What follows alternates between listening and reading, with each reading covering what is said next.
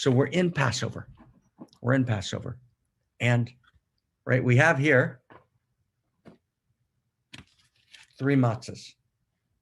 And matzah is the actual, right, bread of Passover.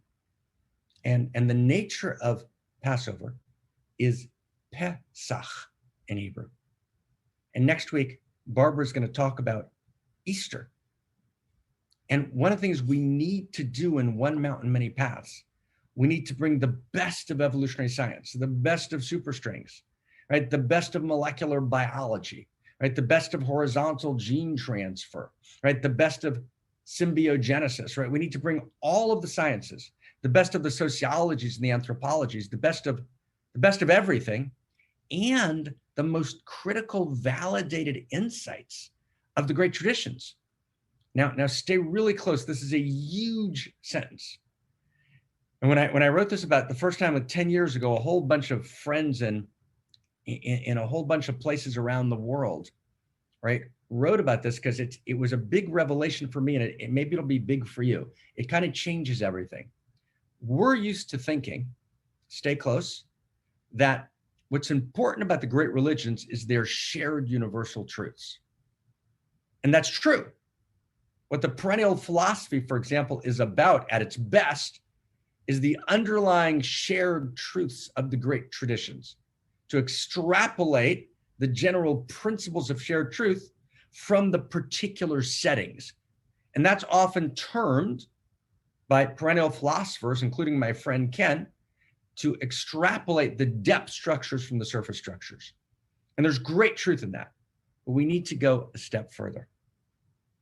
You see, the traditions of the great religions are not just surface structures. There are some that are social constructions of reality that are surface structures, but often that's not the case.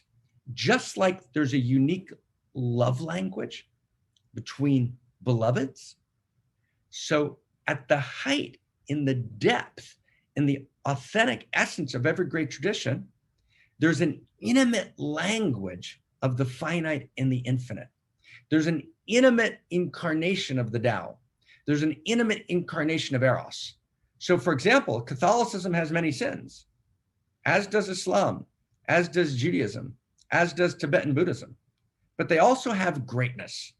And it's not just that the religions were disasters. The religions were expressions of a pre-modern world, and in the pre-modern world, governance was a disaster. And the religions in modernity had great flaws, as did governance. So the flaws of the religions are not particular religious flaws. They're flaws of the structure of consciousness that dominated at the time. And those flaws, for the most part, existed in every part of society, not just religion. So it's not like you had these beautiful, gorgeous, beneficent monarchies with ugly religions. No, you had ugly expressions of power, both in religion and in governance. So that's one.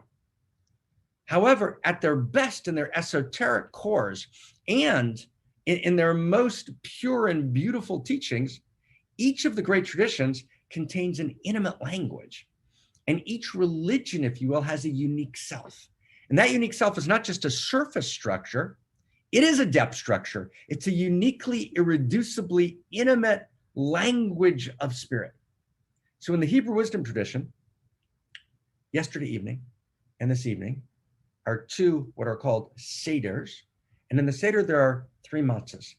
And I just want to share with you right now one dimension. So the practice is you take the middle matzah. Okay, so I'm going to take the matzah in the middle. I'm going to put the other 2 down. You take the middle matzah, you break the middle matzah in 2. You put one of the matzahs down, and you take this broken piece of matzah and you hide it. You wrap it in a cloth and you hide it. And then this middle matzah is then searched for by the children in the home.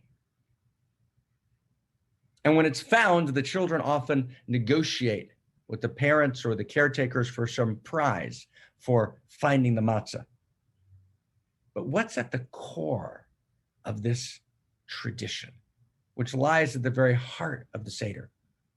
You see, all of us at some point broke.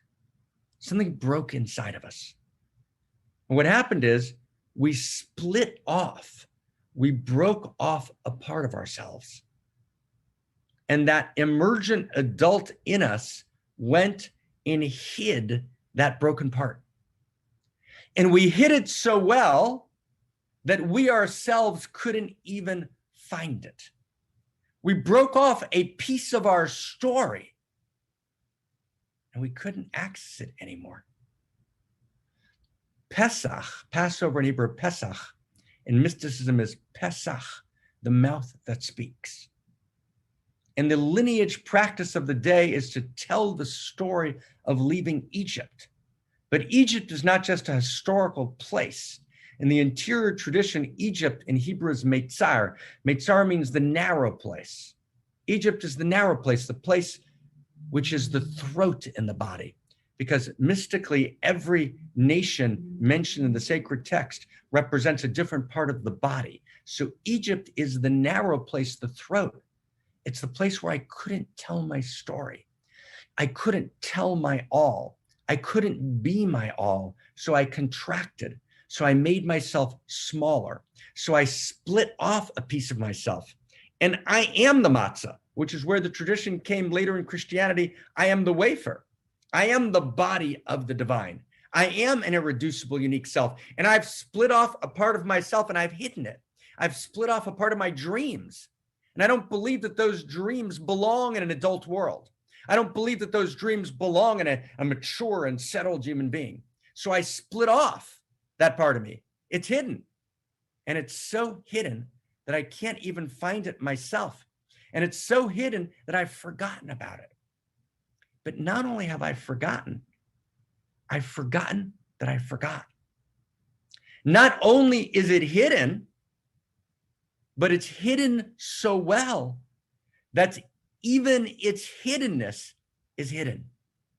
There's an incredible sacred text. Haster astir panai. I will hide my face. And panai means my interiority, my dreams, my deepest inner dream and longing and yearning. And so the mystics ask, why? The mystics ask, why does the text say, I will hide, I will hide? Because it's a double hiding. The hiddenness itself is hidden. You know, the Hebrew word for world is olam, and olam means hidden. The world is a place of hiding. It's a place of broken hearts and broken vessels. Hemingway reminds us the world breaks all of us. We're all broken in some way.